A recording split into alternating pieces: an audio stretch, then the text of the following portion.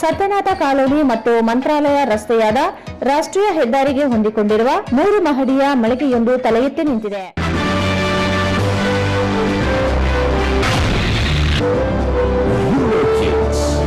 India's #1 preschool chain.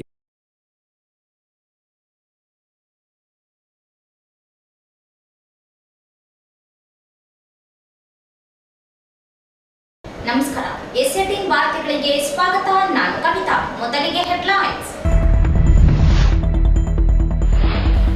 Aedes ಸೊಳ್ಳೆ ಕುರಿತು ಜಿಲ್ಲಾ ಆರೋಗ್ಯ ಇಲಾಖೆಯ ವತಿಯಿಂದ ಜಾಗೃತಿ. ಡೆಂಗು ಜ್ವರ ಭಯ ಬೇಡ, ಮುಂಜಾಗ್ರತೆ ಅಗತ್ಯ. ಡಿಎಚ್ಒ ಸುರೇಂದ್ರ ಬಾಬು. ಕೊಳಗೇರಿ ಮನೆ ನಿರ್ಮಾಣ ನಿರ್ಲಕ್ಷ್ಯ, ಅಧಿಕಾರಿ ಗುತ್ತಿಗೆದಾರರ ವಿರುದ್ಧ ಕ್ರಮಕ್ಕೆ ಮಾದಿಗ ಯುವ ಸೇನೆಯ ಒತ್ತಾಯ.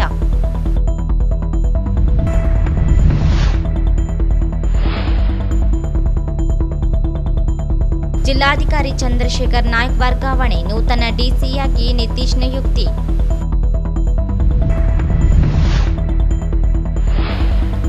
ಒಂಬತ್ತನೇ ತರಗತಿ ಪಠ್ಯ ಪುಸ್ತಕ ಪರಿಷ್ಕರಣೆಯಲ್ಲಿ ಬಸವಣ್ಣನವರು ಲಿಂಗಾಯತ ಧರ್ಮ ಸಂಸ್ಥಾಪಕರೆಂದು ಅನುಮೋದನೆ ಸ್ವಾಗತಾರ್ಹ, ಆಕ್ಷೇಪಣೆಗೆ ರುದ್ರಪ್ಪ ಖಂಡನೆ.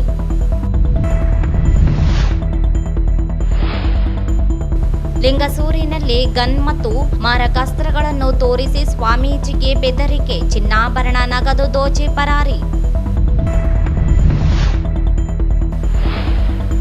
ಸತ್ಯನಾಥ ಕಾಲೋನಿಯಲ್ಲಿ ಅನಧಿಕೃತ ಮನೆ ನಿರ್ಮಾಣ ರದ್ದುಪಡಿಸಲು ಒತ್ತಾಯಿಸಿ ನಿವಾಸಿಗಳಿಂದ ಮನವಿ.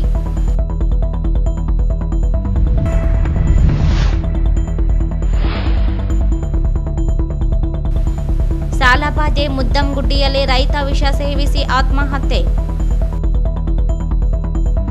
ವಾರ್ತೆಗಳ ವಿವರ. ಡೆಂಗು ಜ್ವರವು ಸೊಳ್ಳೆಯಿಂದ ಹರಡುವ ಕಾಯಿಲೆಯಾಗಿದ್ದು, ಈಡಿಸ್ ಜಾತಿಯ ಸೊಳ್ಳೆಗಳ ಕಚ್ಚುವಿಕೆಯಿಂದ ಒಬ್ಬರಿಂದ ಒಬ್ಬರಿಗೆ ಹರಡುವ ರೋಗವಾಗಿದೆ. ಸಾರ್ವಜನಿಕರು ಡೆಂಗು ಜ್ವರದ ಕುರಿತು ಭಯ ಹಾಗೂ ಆತಂಕಕ್ಕೆ ಒಳಗಾಗದೆ ಮುಂಜಾಗ್ರತಾ ಕ್ರಮಗಳನ್ನು ಕೈಗೊಳ್ಳುವ ಮೂಲಕ ಡೆಂಗು ಜ್ವರದಿಂದ ಸಂರಕ್ಷಿಸಿಕೊಳ್ಳಬೇಕೆಂದು ಜಿಲ್ಲಾ ಆರೋಗ್ಯ ಮತ್ತು ಕುಟುಂಬ ಕಲ್ಯಾಣ ಇಲಾಖೆಯ ಅಧಿಕಾರಿ ಡಾಕ್ಟರ್ ಸುರೇಂದ್ರ ಬಾಬು ಅವರು ಹೇಳಿದರು.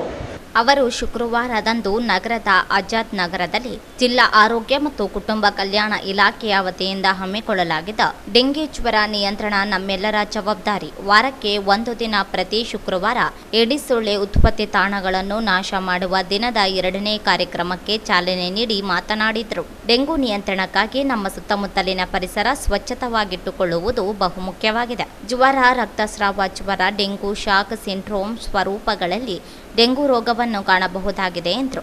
ತೀವ್ರ ಜ್ವರ, ತಲೆನೋವು, ಕಣ್ಣುಗಳ ಹಿಂಭಾಗದಲ್ಲಿ ನೋವು, ಮಾಂಸಖಂಡ ಮತ್ತು ಚೀಲಗಳಲ್ಲಿ ಮಾಂಸಖಂಡ ಮತ್ತು ಕೀಲುಗಳಲ್ಲಿ ನೋವು ಉಂಟಾಗುವುದು ಡೆಂಗು ಜ್ವರದ ಲಕ್ಷಣಗಳಾಗಿವೆ. ಜ್ವರದ ಲಕ್ಷಣಗಳೊಂದಿಗೆ ಬಾಯಿ, ಮೂಗು ಮತ್ತು ಒಸಡುಗಳಿಂದ ರಕ್ತಸ್ರಾವ, ಕಪ್ಪು ಮಲ ವಿರ್ಜನೆ, ವಿಪರೀತ ಬಾಯಾರಿಕೆ ಅಥವಾ ಜ್ಞಾನ ತಪ್ಪುವುದು ಇವುಗಳು ಡೆಂಗು ಶಾಕ್ ಸಿಂಡ್ರೋಮ್ದ ಲಕ್ಷಣಗಳಾಗಿವೆ ಎಂದರು.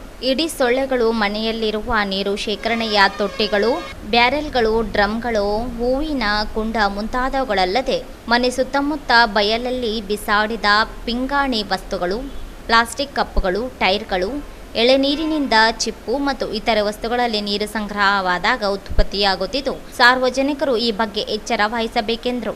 ಡೆಂಗು ಜ್ವರವನ್ನು ನಿಯಂತ್ರಿಸಲು ಯಾವುದೇ ಜ್ವರವಿದ್ದರೂ ಮೊದಲು ರಕ್ತ ಪರೀಕ್ಷೆ ಮಾಡಿಸಬೇಕು. ಆರೋಗ್ಯ ಸಿಬ್ಬಂದಿಯು ನಿಮ್ಮ ಮನೆಯ ಹತ್ತಿರ ಬಂದಾಗ ಜ್ವರ ಪೀಡಿತರು ರಕ್ತ ಲೇಪನ ಸಂಗ್ರಹಿಸಲು ಸಹಕರಿಸಬೇಕು. ಸೊಳ್ಳೆಗಳ ನಾಶಕ್ಕೆ ಕೀಟನಾಶಕ ಸಿಂಪಡಿಸಲು ಬರುವ ಆರೋಗ್ಯ ಸಿಬ್ಬಂದಿಗೆ ನೇರವಾಗಿ ಮನೆಯ ಸುತ್ತಮುತ್ತ ನೀರು ನಿಲ್ಲದಂತೆ ನೋಡಿಕೊಳ್ಳಬೇಕು. ಚರಂಡಿ ನಾಲೆಗಳಲ್ಲಿ ಕಸ ಕಡ್ಡಿಗಳನ್ನು ಎಸೆಯದೆ ನೀರಿನ ಸರಾಗವಾದ ಹರಿಯುವಿಕೆಗೆ ತಡೆಯಾಗದಂತೆ ನೋಡಿಕೊಳ್ಳಬೇಕು. ಮನೆಯಲ್ಲಿರುವ ನೀರು ಸಂಗ್ರಹಣಾ ಪಾತ್ರೆಗಳು ಮತ್ತು ಡ್ರಮ್ಗಳನ್ನು ಸರಿಯಾದ ಮುಚ್ಚಳದಿಂದ ಮುಚ್ಚಿರಿ ಹಾಗೂ ದೊಡ್ಡ ತೊಟ್ಟಿಗಳನ್ನು ವಾರಕ್ಕೊಮ್ಮೆ ಸಂಪೂರ್ಣವಾಗಿ ಖಾಲಿ ಮಾಡಿ ಸರಿಯಾಗಿ ಮುಚ್ಚಿರಿ ಅಥವಾ ಸೊಳ್ಳೆ ನಿಯಂತ್ರಣ ಜಾಲರಿಗಳನ್ನು ಅಳವಡಿಸಬೇಕು. ರಾಜ್ಯ ಸರ್ಕಾರದ ನಿರ್ದೇಶನದಂತೆ ಡೆಂಗು ಜ್ವರ ನಿಯಂತ್ರಣ ನಮ್ಮೆಲ್ಲರ ಜವಾಬ್ದಾರಿ. ವಾರಕ್ಕೆ ಒಂದು ದಿನ ಪ್ರತಿ ಶುಕ್ರವಾರ ಇಡೀ ಸೊಳ್ಳೆ ಉತ್ಪತ್ತಿ ತಾಣಗಳನ್ನು ನಾಶ ಮಾಡುವ ದಿನದ ಅಂಗವಾಗಿ ಆರೋಗ್ಯ ಇಲಾಖೆಯ ಸಿಬ್ಬಂದಿಗಳು, ಆಶಾ ಕಾರ್ಯಕರ್ತರು ಹಾಗೂ ಮೆಡಿಕಲ್ ವಿದ್ಯಾರ್ಥಿಗಳು ಇಡೀ ಸೊಳ್ಳೆ ಉತ್ಪತ್ತಿ ತಾಣಗಳನ್ನು ನಾಶ ಮಾಡುವ ಜಾಗೃತಿ ಮೂಡಿಸುವ ಸಲುವಾಗಿ ತಮ್ಮ ಮನೆಗೆ ಅಥವಾ ಬಡಾವಣೆಗೆ ಬಂದಾಗ ಸಾರ್ವಜನಿಕರು ಅವರಿಗೆ ಸಹಕಾರ ನೀಡಿ ಇವರು ನೀಡುವ ಮಾಹಿತಿಯನ್ನು ಪಡೆಯಬೇಕು ಎಂದು ಜಿಲ್ಲಾ ಆರೋಗ್ಯ ಮತ್ತು ಕುಟುಂಬ ಕಲ್ಯಾಣ ಇಲಾಖೆಯ ಅಧಿಕಾರಿಗಳು ತಿಳಿಸಿದರು. ಇದೇ ಸಂದರ್ಭದಲ್ಲಿ ಜಿಲ್ಲಾ ಕ್ಷಯರೋಗ ನಿಯಂತ್ರಣಾಧಿಕಾರಿ ಡಾಕ್ಟರ್ ಶಾಕೀರ್ ಮೊಯಿನುದ್ದೀನ್, ಕ್ಷೇತ್ರ ಆರೋಗ್ಯ ಶಿಕ್ಷಣಾಧಿಕಾರಿ ಸರೋಜಾ ಕೆ, ಆಶ್ರಿತ ರೋಗಗಳ ನಿಯಂತ್ರಕರಾದ ಸಂಧ್ಯಾ ನಾಯಕ್ ಸೇರಿದಂತೆ ತಾಲೂಕು ಮಟ್ಟದ ಆರೋಗ್ಯ ಇಲಾಖೆ ಅಧಿಕಾರಿಗಳು ಮತ್ತು ವಿವಿಧ ಮೆಡಿಕಲ್ ಕಾಲೇಜಿನ ವಿದ್ಯಾರ್ಥಿಗಳು, ಆಶಾ ಕಾರ್ಯಕರ್ತರು ಸೇರಿದಂತೆ ಮನೆ ನಿರ್ಮಾಣದ ವಿಷಯದಲ್ಲಿ ನಿರ್ಲಕ್ಷ್ಯ ಧೋರಣೆ ಅನುಸರಿಸುತ್ತಿರುವ ಕರ್ನಾಟಕ ಕೊಳಗೇರಿ ಅಭಿವೃದ್ಧಿ ಮಂಡಳಿಯ ಅಧಿಕಾರಿಗಳ ಹಾಗೂ ಗುತ್ತಿಗೆದಾರರ ವಿರುದ್ಧ ಕ್ರಮ ಕೈಗೊಳ್ಳಬೇಕು ಎಂದು ಒತ್ತಾಯಿಸಿ ಕರ್ನಾಟಕ ಮಾದಿಗ ಯುವ ಸೇನೆಯ ಪದಾಧಿಕಾರಿಗಳು ಜಿಲ್ಲಾಧಿಕಾರಿ ಕಚೇರಿ ಅಧಿಕಾರಿಗಳಿಗೆ ಮನವಿ ಸಲ್ಲಿಸಿದರು. ಕರ್ನಾಟಕ ಕೊಳಗೇರಿ ಅಭಿವೃದ್ಧಿ ಮಂಡಳಿಯ ಅಧಿಕಾರಿಗಳ ಹಾಗೂ ಗುತ್ತಿಗೆದಾರರು ನಿರ್ಲಕ್ಷ್ಯ ಧೋರಣೆ ಅನುಸರಿಸುತ್ತಿದ್ದಾರೆ. ಫಲಾನುಭವಿಗಳ ಮನೆಗಳನ್ನು ಮಂಜೂರು ಮಾಡಿಕೊಳ್ಳಲು ಆಯುಕ್ತರು ಕೆಎಸ್ಡಿಬಿ ಆಯುಕ್ತರಿಗೆ ಇವರ ಹೆಸರಿಗೆ 30,000 ರೂಪಾಯಿ ಡಿಡಿಯನ್ನು ಪಾವತಿಸಿ ಮನೆಗಳ ಅರ್ಜಿಗಳನ್ನು ಸಲ್ಲಿಸಲು ಕರ್ನಾಟಕ ಕೊಳಗೇರಿ ಅಭಿವೃದ್ಧಿ ಮಂಡಳಿಯ ಅಧಿಕಾರಿಗಳು ಹಾಗೂ ಗುತ್ತಿಗೆದಾರರ ಮಧ್ಯೆ ಪಾವತಿಸಿದ ಡಿಡಿ ಮತ್ತು ಅರ್ಜಿ ಇಬ್ಬರ ಮಧ್ಯೆ 3 ತಿಂಗಳಿಂದ 6ಗಳವರೆಗೆ ಡಿಡಿ ಮತ್ತು ಅರ್ಜಿಗಳನ್ನು ಫಲಾನುಭವಿಗಳ ಹತ್ತಿರವೇ ಉಳಿಸಿಕೊಳ್ಳುತ್ತಿದ್ದಾರೆ ಎಂದು ಆರೋಪಿಸಿದರು. ಮೈಕೋ ಕಂಪನಿಯ ಗುತ್ತಿಗೆದಾರರಾದ ಎಂ ಈರಣ್ಣ, ಸೌಹಿಲ್ ಎಂಬ ಇಂಜಿನಿಯರ್ ಇವರು ಫಲಾನುಭವಿಗಳು ಸ್ಥಳಗಳನ್ನು ಪರಿಶೀಲಿಸದೆ ನಿರ್ಲಕ್ಷ್ಯ ವಹಿಸಿದ್ದಾರೆ. ವಿವಿಧ ಹಂತಗಳಲ್ಲಿ ಮನೆಗಳ ಜಿಪಿಎಸ್ ಮತ್ತು ಮನೆಗಳಿಗೆ ಬೇಕಾಗುವ ಸಾಮಗ್ರಿಗಳು ಸರಿಯಾದ ಸಮಯಕ್ಕೆ ಫಲಾನುಭವಿಗಳಿಗೆ ರವಾನಿಸದೆ 3 ರಿಂದ 6 ತಿಂಗಳಾದರೂ ನೀಡುತ್ತಿಲ್ಲವೆಂದು ದೂರಿದರು. ಕರ್ನಾಟಕ ಕೊಳಗೇರಿ ಅಭಿವೃದ್ಧಿ ಮಂಡಳಿಯ ಅಧಿಕಾರಿಗಳ ಹಾಗೂ ಗುತ್ತಿಗೆದಾರರ ವಿರುದ್ಧ ಕ್ರಮ ತೆಗೆದುಕೊಳ್ಳಬೇಕೆಂದು ಫಲಾನುಭವಿಗಳ ಮನೆ ನಿರ್ಮಾಣ ಮಾಡಿಕೊಳ್ಳಬೇಕು ಎಂದು ಮನವಿ ಮಾಡಿದರು.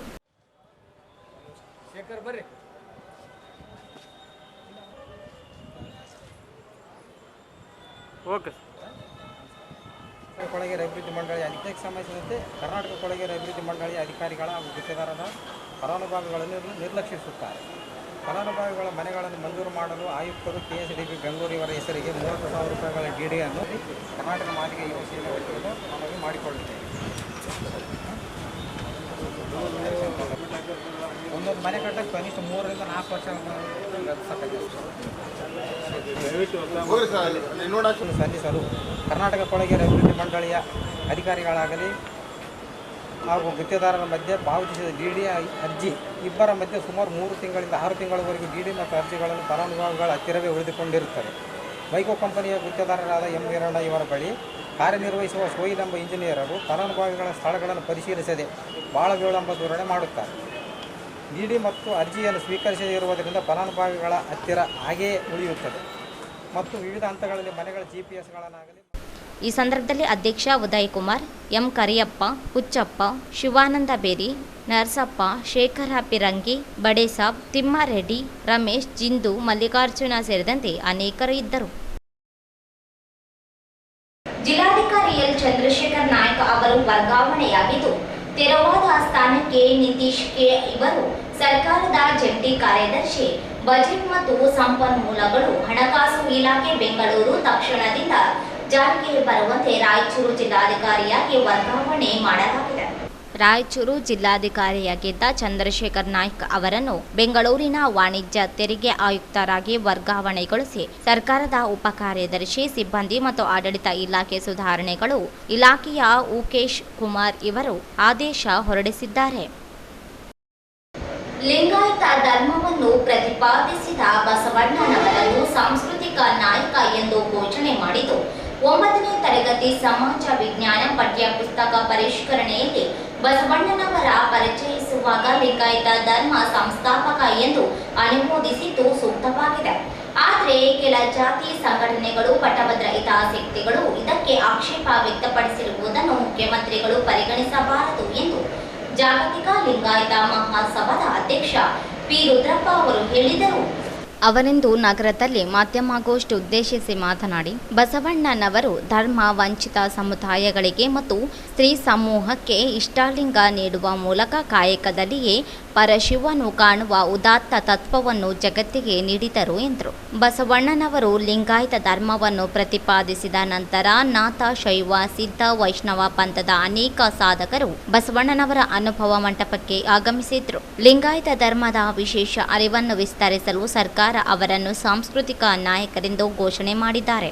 ಬಳಿಕ ಪ್ರಸ್ತುತ 2024ರ 9ನೇ ತರಗತಿಯ ಸಮಾಜ ವಿಜ್ಞಾನದ ಪಠ್ಯ ಪುಸ್ತಕದ ಪರಿಷ್ಕರಣೆಯಲ್ಲಿ ಬಸವಣ್ಣನವರ ಪರಿಚಯಿಸಿ ಅವರು ಲಿಂಗಾಯತ ಧರ್ಮ ಸಂಸ್ಥಾಪಕರು ಎಂದು ಅನುಮೋದಿಸಿದ್ದನ್ನು ಸ್ವಾಗತಿಸುತ್ತೇವೆ ಎಂದು ತಿಳಿಸಿದರು.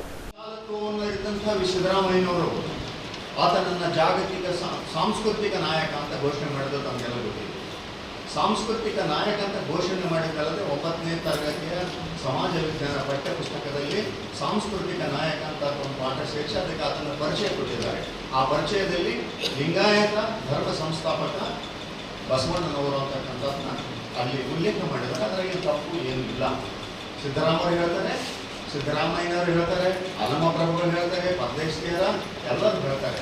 ಆದರೆ ಒಂದು ಸಂಸ್ಥೆ ಯಾವುದು ವಿಭೂತಿ ಮಠ ಅಂತೇಳಿ ಅವರು ಒಂದು ಸಂಸ್ಥೆ ಸೊಲ್ಲಾಪುರದಲ್ಲಿ ಮೀಟಿಂಗ್ ಮಾಡಿ ಇಲ್ಲ ಅದನ್ನು ತಪ್ಪಿದೆ, ಅದನ್ನು ನಮ್ಮ ವೀರಶೈವ ಅನ್ನೋ ಶಬ್ದ ಬಳಸಿಲ್ಲ, ಅದಕ್ಕಾಗಿ ಅದನ್ನು ನಾವು ಸರ್ಕಾರದ ನೆರವಿಗೆ ನಾವು ವಿರೋಧ ಮಾಡ್ತೀವಿ ಅಂತಕ್ಕಂಥ ಒಂದು ಹೇಳಿಕೆಯನ್ನು ಕೊಟ್ಟರು. ಹಾಗಾಗಿ ಸರ್ಕಾರಕ್ಕೆ ನಾವೇನು ಮನವಿ ಮಾಡಿದ್ವಿ ಇದ್ರ ಮೂಲಕ ಅಂತ ಹೇಳಿದ್ರೆ, ನೀವು ತೆಗೆದುಕೊಂಡಂಥ ನಿರ್ಧಾರ ಶುದ್ಧವಾಗಿದೆ, ನೀವು ತೆಗೆದುಕೊಂಡಂಥ ನಿರ್ಧಾರ ಸರಿಯಾಗಿದೆ. ಆ ಕಾರಣಕ್ಕೆ ಯಾಕಂದರೆ ಇಲ್ಲಿಯವರೆಗೆ ಬಸವಣ್ಣನವರ ಹೆಸರಿಗೆ ಈ ರೀತಿ ಕಳಂಕ ತರ್ತಕ್ಕಂಥ ಬಹಳಷ್ಟು ಕೆಲಸಗಳಾಗಿದ್ದಾವೆ. ಅದಕ್ಕಾಗಿ ಮತ್ತೆ ಅದಕ್ಕೆ ನೀವು ಏನು ಹೋಗ್ಬಿಡಬಾರ್ದು ಅಂತಕ್ಕಂಥ ಒಂದು ದೃಷ್ಟಿಕೋನ ನಮಗೆ ಬೇರೆದೇನಲ್ಲ. ಆ ಕಾರಣಕ್ಕೆ ತಾವೆಲ್ಲರೂ ಸಹಿತ ಒಂದು ಶುದ್ಧ ಸಮಾಜಕ್ಕೆ ದುಡಿದಂಥ ಬಸವಾದಿ ಶರಣರ ಆ ಧರ್ಮಕ್ಕೆ ಲಿಂಗಾಯತ ಅಂತಕ್ಕಂಥದ್ದು ಸೂತ್ರ, ವೀರಶೈವ ಅಂತಕ್ಕಂಥದ್ದು ಅದು ಒಂದು ಭಾಗ, ತಪ್ಪೇನಿಲ್ಲ. ಅವರು ಸಹಿತ ಬೇರೆ ಅಲ್ಲ, ಈ ಧರ್ಮದಲ್ಲಿ ಒಂದು ಭಾಗ. ಶೈವದಲ್ಲಿ 4 ಪಂಥಗಳು, ತಾಳಮುಖ ಅಂತೇಳಿ 4 ಪಂಥಗಳು ಬರ್ತಾವೆ. 4 ಪಂಥಗಳಲ್ಲಿ 4 ವೀರಶೈವ ಇದೆ, ಇಲ್ಲ ಅಂತಲ್ಲ. ಬಸವಣ್ಣನವರ ಸಮೀಪ ತಮ್ಮ ಮಾಹಿತಿಗಾಗಿ ಹೇಳ್ತಾ ಇದ್ದೀನಿ, ಬಸವಣ್ಣನವರ ಸಮೀಪ ವೀರಶೈವ ಸಮಾಜದ ವೀರಶೈವ ಆಗಿನ ಸದ್ಗುರುಗಳಾದಂಥ ರೇವಣಸಿದ್ಧರು ಬಸವಣ್ಣನ ಅನುಭವ ಬರ್ತಾರೆ. ಕೆಲ ಪಟಭದ್ರ ಹಿತಾಸಕ್ತಿಗಳು, ಜಾತಿ ಸಂಘಟನೆಗಳು, ಸ್ಥಾಪರ ಪೂಜಾ ಪ್ರತಿಪಾದಕರು ಇದಕ್ಕೆ ಆಕ್ಷೇಪ ವ್ಯಕ್ತಪಡಿಸಿದ್ದನ್ನು ಖಂಡಿಸಿದರು. ಮುಖ್ಯಮಂತ್ರಿಗಳು ಈ ಬಗ್ಗೆ ಪುನರ್ ಪರಿಶೀಲನೆ ಮಾಡಿ ಪಟ್ಟಭದ್ರ ಹಿತಾಸಕ್ತಿಗಳ ವಿರೋಧವನ್ನು ಪರಿಗಣಿಸಬಾರದು ಎಂದು ಮನವಿ ಮಾಡಿದರು. ಬಹುಶಃ ಬಹಳಷ್ಟು ಜನಮಾನಸಗಳನ್ನ ಆ ಒಂದು ಬಸವಣ್ಣನವರಂತ ಎಲ್ಲ ಜಾತಿ ವರ್ಗದ ಜನ ಬಂದರು. ತಮಗೆಲ್ಲ ಗೊತ್ತಿದೆ, ಬಗ್ಗೆ ಮತ್ತೆ ಹೇಳೋ ಅವಶ್ಯಕತೆ ಇಲ್ಲ. ಮಾದಾರ ಚೆನ್ನೈಲಿಂದ ಹಿಡಿದು ಡೋವಾರ ಕಕ್ಕೈಲಿಂದ ಹಿಡಿದು ಎಲ್ಲ ಕಮ್ಯುನಿಟಿ ಜನ ಎಲ್ಲಿಂದ ಈವನ್ ಮರಳು ಶಂಕರ ದೇವರು ಅಫ್ಘಾನಿಸ್ತಾನದಿಂದ, ಮರಳು ಶಂಕರ ದೇವರ ಕಾಶ್ಮೀರದಿಂದ, ಮೋಳಿಗೆ ಮಾರಯ್ಯ ಎಲ್ಲರೂ ಬಂದರು. ಕಾರಣ ಇಷ್ಟೇ, ಸೃಷ್ಟಿ ರಹಸ್ಯವನ್ನ ಜನಮಾನಸಕ್ಕೆ ಶುದ್ಧವಾಗಿ ತೆರೆದಿರ್ತಕ್ಕಂಥ ಒಂದು ಕೆಲಸವನ್ನು ನಡೆದರು ಬಸವಣ್ಣನವರು. ಅದಕ್ಕಾಗಿ ಅಲ್ಲಮ ಪ್ರಭುಗಳು ಬಸವಣ್ಣನವರನ್ನ ನನ್ನ ಹೆಮ್ಮೆಯ ಗುರು ಅಂತ ಕರಿತೇವೆ. ನನಗೆ ಗುರು, ನಿಮಗೆ ಗುರು, ಸಕಲ ಜಗಕ್ಕೆಲ್ಲವೂ ಗುರುಗಾಣ ಗುಹೇಶ್ವರ ಅಂತಕ್ಕಂಥ ಮಾತನ್ನ ಬಸವಣ್ಣನವರು ಅಲ್ಲಮ ಪ್ರಭುಗಳು ಹೇಳಬೇಕಾದ್ರೆ, ಅಲ್ಲಿವರೆಗಿದ್ದಂಥ ಇದರಿಟ್ಟು ಪೂಜಿಸುವ ವ್ಯವಸ್ಥೆ ಇತ್ತು. ದೇವರನ್ನ ಇದರಿಟ್ಟು ಪೂಜಿಸುವ ವ್ಯವಸ್ಥೆಯ ಬದಲಾಗಿ ತನ್ನ ದೇಹವನ್ನೇ ದೇಗುಲ ಮಾಡಿಕೊಂಡಂಥ ಒಂದು ವ್ಯವಸ್ಥೆಯನ್ನು ಕೊಟ್ಟಂಥ ಬಸವಾದಿ ಶರಣರ ಆ ತಂತ್ರಜ್ಞಾನವನ್ನು ಮೆಚ್ಚಿ ಪರದೇಶದ. ಈ ಸಂದರ್ಭದಲ್ಲಿ ಜಿಲ್ಲಾ ಮಹಿಳಾ ಅಧ್ಯಕ್ಷೆ ಡಾಕ್ಟರ್ ಸರ್ವಮಂಗಲ ಸಕ್ರಿ, ಬಸವರಾಜ ಜೈ, ಶರಣಬಸವ, ಕೆ ರಾಜನಗೌಡ, ದೇವೇಂದ್ರಮ್ಮ, ಮಲ್ಲಿಕಾರ್ಜುನ ಗುಡಿಮನಿ ಸೇರಿದಂತೆ ಅನೇಕರಿದ್ದರು. ಈಗ ಜಾಹೀರಾತು. ನಗರದ ಪ್ರತಿಷ್ಠಿತ ಬಡಾವಣೆಗಳಲ್ಲಿ ಒಂದಾದ ಸತ್ಯನಾಥ ಕಾಲೋನಿ ಮತ್ತು ಮಂತ್ರಾಲಯ ರಸ್ತೆಯಾದ ರಾಷ್ಟ್ರೀಯ ಹೆದ್ದಾರಿಗೆ ಹೊಂದಿಕೊಂಡಿರುವ 3 ಮಹಡಿಯ ಮಳಿಗೆಯೊಂದು ತಲೆ ಎತ್ತಿ ನಿಂತಿದೆ. ಇದರಲ್ಲಿ ಪ್ರತಿ ಮಹಡಿಯಲ್ಲಿ 2250 ಸ್ಕ್ವೇರ್ ಫೀಟ್ ಅಳತೆಯ ಜಾಗವಿದ್ದು, ಇದರಲ್ಲಿ ತಮಗೆ ಬೇಕಾದಂತಹ ವ್ಯಾಪಾರ ವಹಿವಾಟುಗಳನ್ನು ಮಾಡಿಕೊಳ್ಳಬಹುದು. ರೆಡಿಮೇಡ್ ಬಟ್ಟೆ ಅಂಗಡಿ, ಸೀರೆ ಅಂಗಡಿ, ಫರ್ನಿಚರ್ ಶೋರೂಮ್, ಆಫೀಸ್, ಕಾಲೇಜು, ಶುದ್ಧ ಶಾಕಾಹಾರ ಹೋಟೆಲ್ನಂತಹ ವ್ಯವಹಾರಗಳನ್ನು ಮಾಡಿಕೊಳ್ಳಬಹುದು.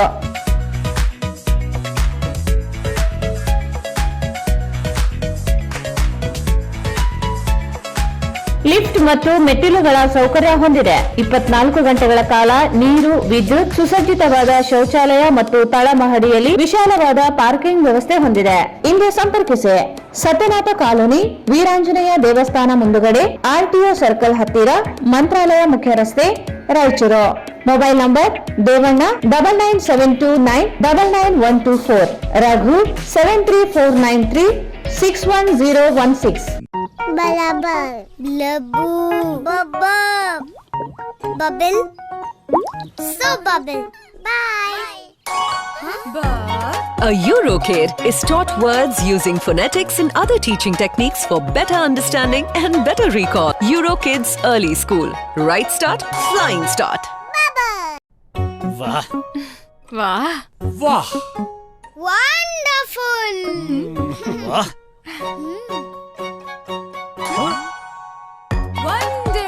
A Eurokid learns words with movements and actions, which helps increase vocabulary up to 4 times. So, Eurokids Early School.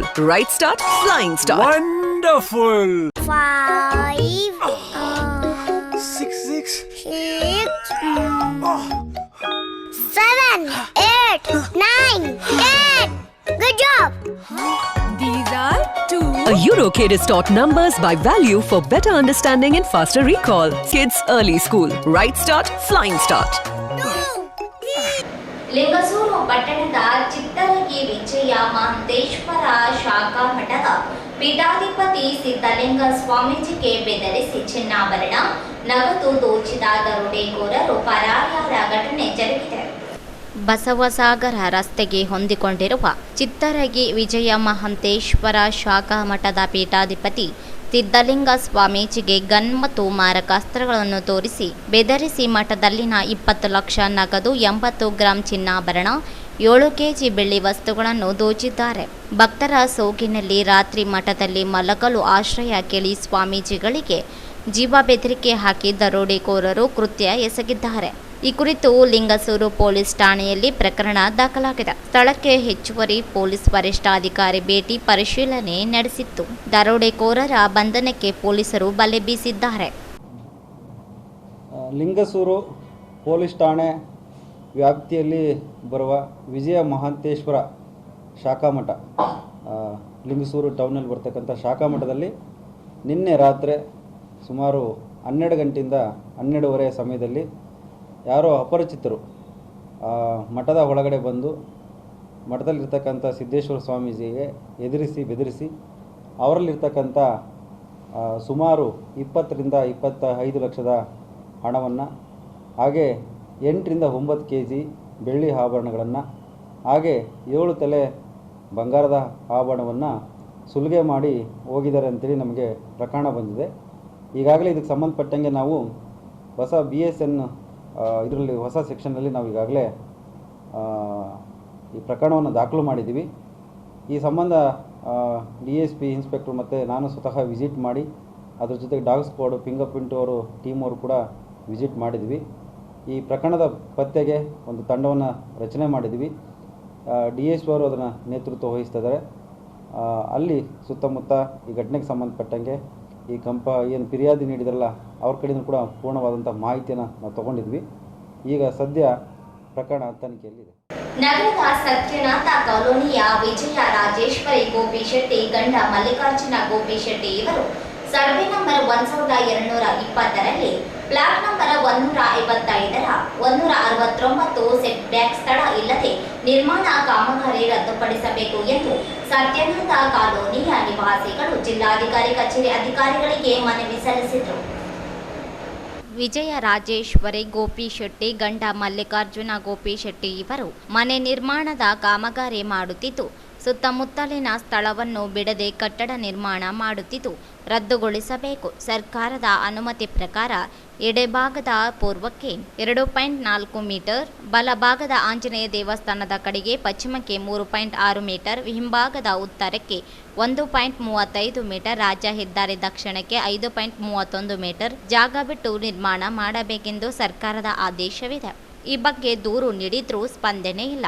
ಪೂರ್ವಕ್ಕೆ ಸ್ಥಳ ಬಿಡಲು ಮೈಸೂರು ಶ್ರೀನಿವಾಸರಾವ್ ನ್ಯಾಯಾಲಯದಿಂದ ಸ್ಟೇ ಆದೇಶ ತಂದಿದೆ. ಸ್ಥಳ ಬಿಡದೆ ಕಾಮಗಾರಿ ಮುಂದುವರಿಸಿದ್ದಾರೆ ಎಂದು ದೂರಿದರು. ಕಾನೂನು ಬಾಹಿರವಾಗಿ ನಿರ್ಮಿಸುತ್ತಿರುವ ಕುರಿತು ಗಂಭೀರವಾಗಿ ಪರಿಗಣಿಸಿ ನ್ಯಾಯ ಒದಗಿಸಬೇಕು. ಇಲ್ಲದೇ ಇದ್ದಲ್ಲಿ ಸತ್ಯನಾಥ ಕಾಲೋನಿ ನಿವಾಸಿಗಳು DC ಕಚೇರಿ ಎದುರು ಧರಣಿ ನಡೆಸಲಾಗುತ್ತದೆ ಎಂದು ಎಚ್ಚರಿಸಿದರು.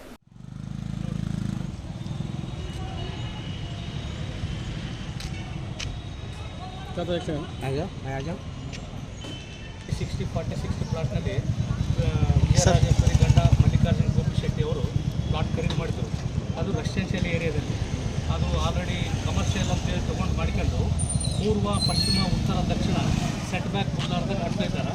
ಆಮೇಲೆ ಪೂರ್ವ ದಿಕ್ಕಿಗಿರ್ತಕ್ಕಂಥ ಶ್ರೀನಿವಾಸರಾವ್ ಅಂತಕ್ಕಂಥ ಕೋರ್ಟ್ ಸ್ಟೇ ತುಂಬಿದ್ದಾರೆ. ಅದ್ರೂ ಕೂಡ ಹಾಗೆ ಅನಧಿಕೃತವಾಗಿ ಕಟ್ತಾ ಇದ್ದಾರೆ. ಹಾಗಾಗಿ ಮೊನ್ನೆ ಒಂದು 8 ದಿನ ಕೆಳಗಿಂತ ನಾವು DC ಸಾಹೇಬರಿಗೆ ಮನವಿ ಕೊಟ್ಟಿದ್ವಿ. ಮನವಿ ಕೊಟ್ಟರು ಕೂಡ ಆಲ್ರೆಡಿ ಅವರು ಹಾಗೆ ಕನ್ಸ್ಟ್ರಕ್ಷನ್ ಸ್ಟಾರ್ಟ್ ಮಾಡ್ಯಾರ. ಇದ್ರ ಬಗ್ಗೆ ಅದನ್ನು ಬಂದ್ ಮಾಡಿ ಸೂಕ್ತವಾದ ಬ್ಯಾಕ್ ಸೈಡ್ ಎಲ್ಲ ಬಿಟ್ಬಿಡ್ಬೇಕಂತೇಳಿ ನಮಗೆ ಒತ್ತಾಯಪೂರ್ವಕವಾಗಿ ನಮ್ಮ ಸತ್ಯನಾಥ ಕಾಲೋನಿ ನಿವಾಸಿಗಳೆಲ್ಲ 13ನೇ ತಾರೀಕು ಕೊಟ್ಟಿವಿ ಸರ್. ಹಾಗಾಗಿ ಈ ಸಂದರ್ಭದಲ್ಲಿ ಮೈಸೂರು ಶ್ರೀನಿವಾಸರಾವ್, ಹನುಮಂತರಾವ್, PR ಶಾಖಾಪುರ, ಹುಚ್ಚಾಚಾರ್, ನಾರಾಯಣರಾವ್, ತ್ರಿಹರಿ ಆಚಾರ್, ರಮೇಶ್, ಶಾಂತಾಬಾಯಿ, ಗುರುರಾವ್, ರಾಘವೇಂದ್ರ, BM ಜೋಶಿ ಸೇರಿದಂತೆ ಅನೇಕರಿದ್ದರು.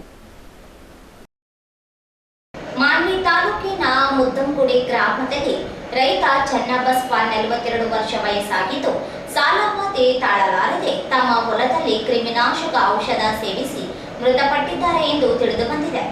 ಚನ್ನಬಸವ ಹೊಲದಲ್ಲಿ ಬೆಳೆ ಬೆಳೆಯಲು ರಾಷ್ಟ್ರೀಕೃತ ಬ್ಯಾಂಕ್ನಲ್ಲಿ 1.34 ಲಕ್ಷ ಹಾಗೂ ಹೊಲದ ಮೇಲಿನ ಒತ್ತೆ ಸಾಲ 5 ಲಕ್ಷ ಹಾಗೂ ಗೃಹ ಸಾಲ 4.80 ಲಕ್ಷ ಸೇರಿ 10 ಲಕ್ಷಕ್ಕೂ ಅಧಿಕ ಸಾಲ ಪಡೆದುಕೊಂಡಿದ್ದರು ಎನ್ನಲಾಗಿದೆ. ಬೆಳೆ ನಷ್ಟ ಅನುಭವಿಸಿ ತೀವ್ರ ಆರ್ಥಿಕ ಸಂಕಷ್ಟಕ್ಕೀಡಾಗಿ ಸಕಾಲದಲ್ಲಿ ಸಾಲ ತೀರಿಸಲಾಗದೆ ವಿಷ ಸೇವನೆ ಮಾಡಿ ಆತ್ಮಹತ್ಯೆ ಮಾಡಿಕೊಂಡಿದ್ದಾರೆ ಎಂದು ಮೃತನ ಪತ್ನಿ ಕಮಲಮ್ಮ ನೀಡಿದ ದೂರಿನ ಅನ್ವಯ ಮಾನ್ವಿ ಪೊಲೀಸ್ ಠಾಣೆಯಲ್ಲಿ ಪ್ರಕರಣ ದಾಖಲಾಗಿದೆ. ಕೊನೆಯಲ್ಲಿ ಮತ್ತೊಮ್ಮೆ ಹೆಡ್ಲೈನ್ಸ್. ಈಡಿಸ್ ಸೊಳ್ಳೆ ಕುರಿತು ಜಿಲ್ಲಾ ಆರೋಗ್ಯ ಇಲಾಖೆಯ ವತಿಯಿಂದ ಜಾಗೃತಿ. ಡೆಂಗು ಜ್ವರ ಭಯ ಬೇಡ, ಮುಂಜಾಗ್ರತೆ ಅಗತ್ಯ. DHO ಸುರೇಂದ್ರ ಬಾಬು. ಕೊಳಗೇರಿ ಮನೆ ನಿರ್ಮಾಣ ನಿರ್ಲಕ್ಷ್ಯ, ಅಧಿಕಾರಿ ಗುತ್ತಿಗೆದಾರರ ವಿರುದ್ಧ ಕ್ರಮಕ್ಕೆ ಮಾದಿಗ ಯುವ ಸೇನೆಯ ಒತ್ತಾಯ.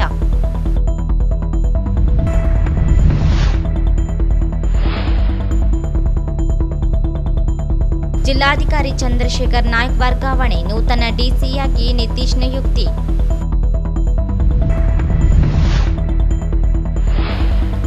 ಒಂಬತ್ತನೇ ತರಗತಿ ಪಠ್ಯ ಪುಸ್ತಕ ಪರಿಷ್ಕರಣೆಯಲ್ಲಿ ಬಸವಣ್ಣನವರು ಲಿಂಗಾಯತ ಧರ್ಮ ಸಂಸ್ಥಾಪಕರೆಂದು ಅನುಮೋದನೆ ಸ್ವಾಗತಾರ್ಹ, ಆಕ್ಷೇಪಣೆಗೆ ರುದ್ರಪ್ಪ ಖಂಡನೆ.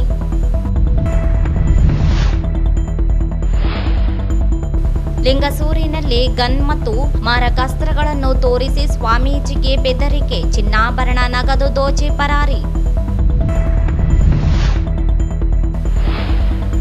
ಸತ್ಯನಾಥ ಕಾಲೋನಿಯಲ್ಲಿ ಅನಧಿಕೃತ ಮನೆ ನಿರ್ಮಾಣ ರದ್ದುಪಡಿಸಲು ಒತ್ತಾಯಿಸಿ ನಿವಾಸಿಗಳಿಂದ ಮನವಿ.